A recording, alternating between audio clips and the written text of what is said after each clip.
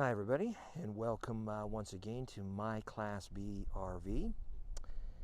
Hey, today we're going to start the process of doing the de-winterization. If you've watched a couple of my videos, you know that we winterized this very last video, and today we're going to de-winterize it. Now the million-dollar question: can RV and marine antifreeze just be dumped on the ground?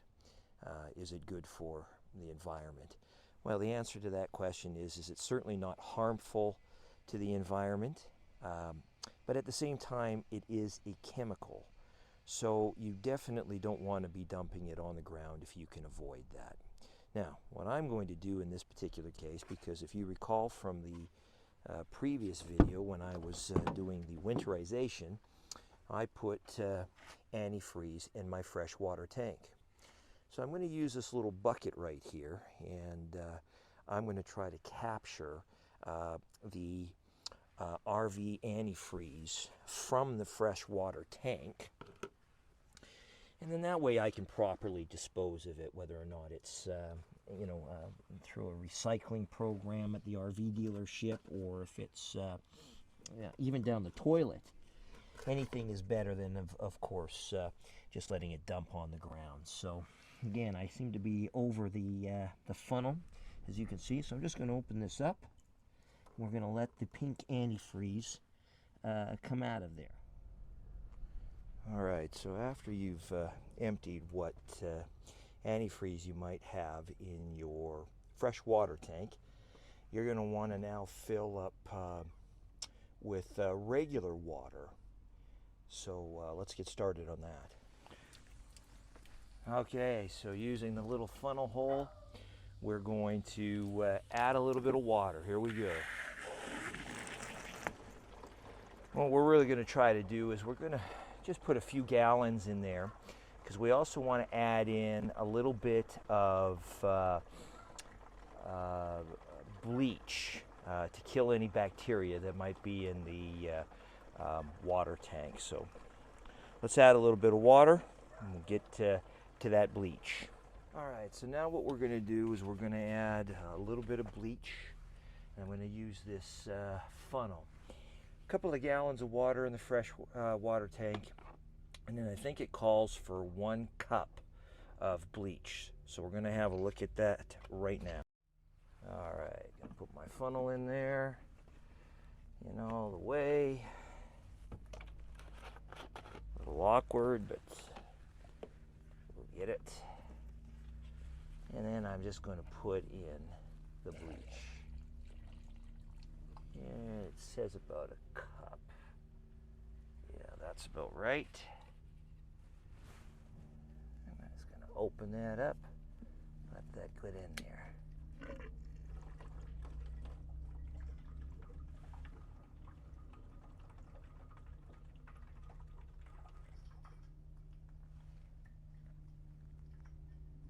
Perfect. Got that taken care of now.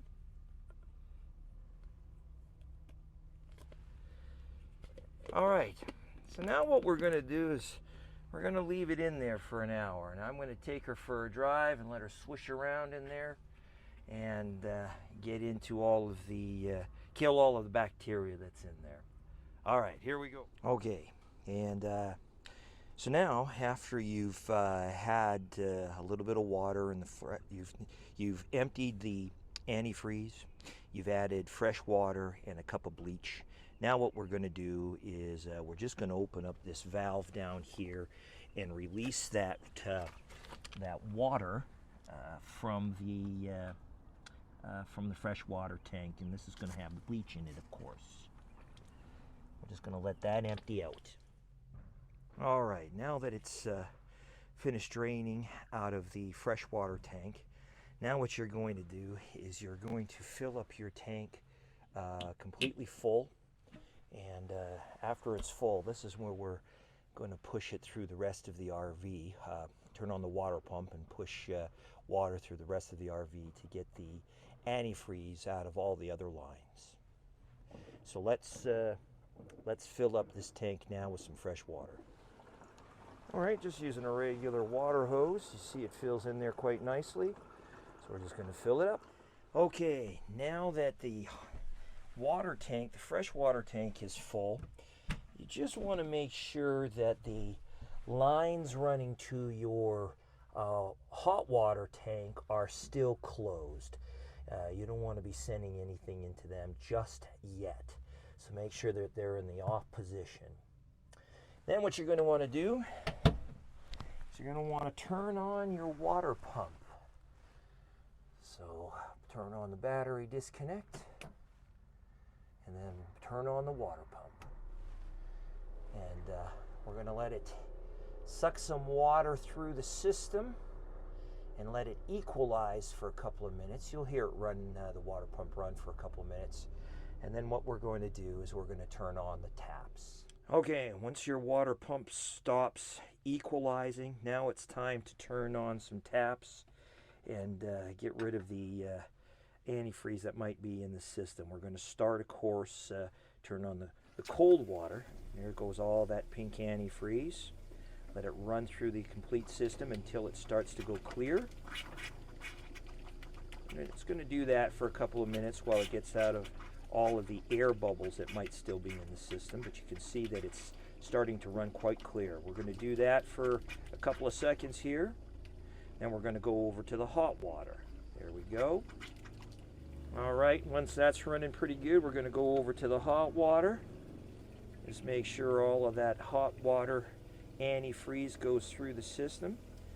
See, it quickly starts to equalize and pushes the antifreeze through. Very nice. That's coming out pretty clear now. Now let's head into the bathroom and do the bathroom sink. Okay, we're going to repeat the same process here in the bathroom sink. There you go. You see all of the... Oh, got to remove my little plug. There we go. You can see that come out fairly quickly. That's good. Turn that off. Let's turn on the hot water. Do the same thing. Oh, she's really got some air bubbles in there.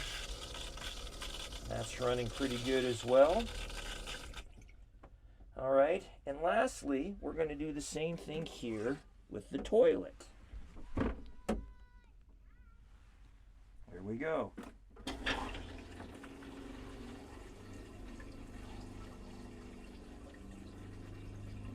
And that's it. You've basically emptied and pushed all of the antifreeze through the system.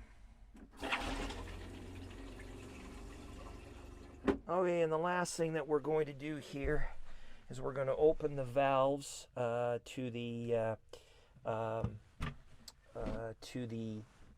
hot water tank. Now, this is a Simplicity, and I have a Suburban hot water tank. I think that's what they're called.